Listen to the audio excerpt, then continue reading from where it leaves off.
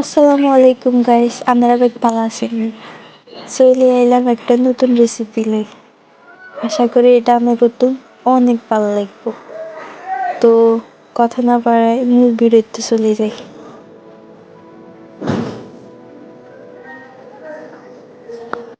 প্রথমেই লই নিলাম আলু। আলু কিন্তু ভালো করে ধুই লইতে হইব।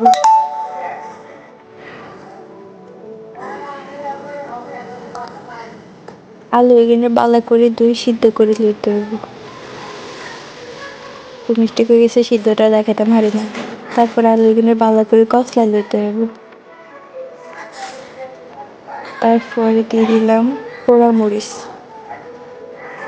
তারপরে পেঁয়াজ দিছি, কাঁচামরিচ দিছি,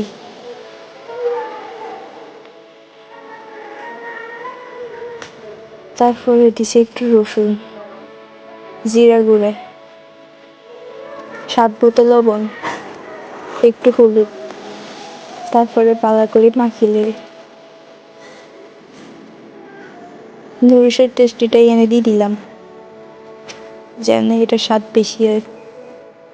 তারপরে একটু চাইলের গুঁড়া দিয়ে দিছি।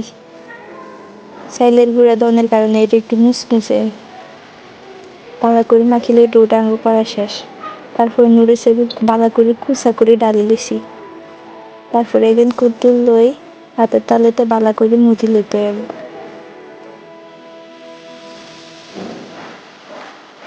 তারপরে কেক করে একটা প্লেটে রাখি দিলাম।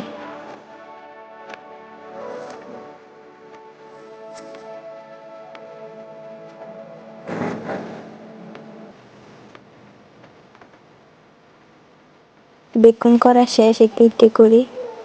তারপরে নুডলসের দিয়ে ভালো করে লাগাই লইতে হবে। নুডলসে গেন ভালো করে চাবি লাগাই দিতে হবে যেন না ছুটে। একটু করি আর বেকন করিলাম আস্তে আস্তে। তারপরে কেটে করে তেলে দিলাম।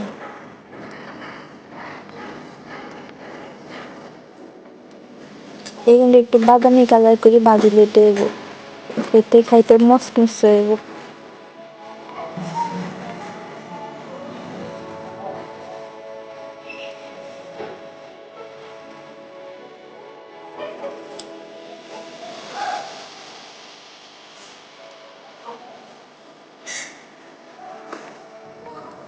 এমন আঙ্গ ভাজা শেষ, এবার বেগুন একটা প্লেটে তেলম।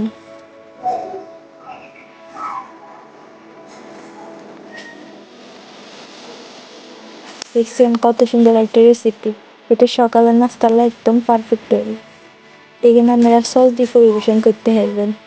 অনেক মজার একটা রেসিপি, অবশ্যই আপনারা ট্রাই করবেন।